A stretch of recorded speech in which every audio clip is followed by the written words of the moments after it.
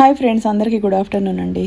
ఈరోజు నేను ఈ వీడియోలో మీకు మిల్ మేకర్ పలావ్, అలాగే not chicken curry, gongura not chicken curry, పెరుగు పచ్చడి చేశాను అనమాట.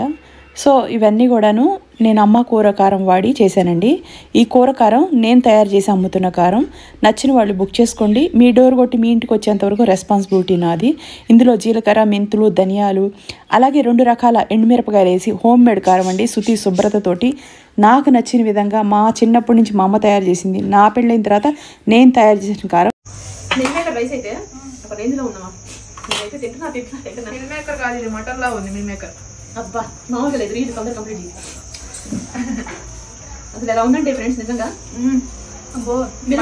చాలా సాఫ్ట్ గా ఇలా మెత్తగా చూడండి, ఇలా ఉడికిపోయింది. వెజ్ తినే వాళ్ళకి ఇది ఒక బంగారం లాంటి ఫుడ్ అని చెప్పుకోవచ్చు. ఎంత అన్నం తినేవాళ్ళు ఎంత తింటారు, అంత టేస్టీగా ఉంది.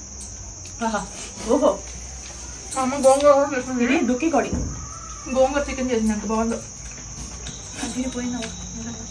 సూపర్ గా ఉంది.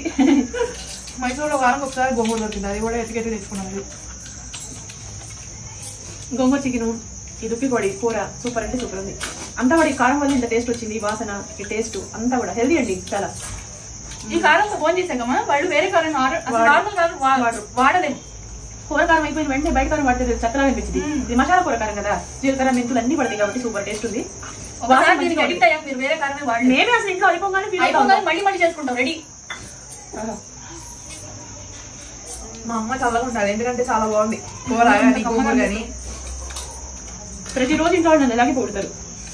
చాలా బాగుంది, ఎంత బాగుందో తెలుసా అండి, చాలా బాగుంది.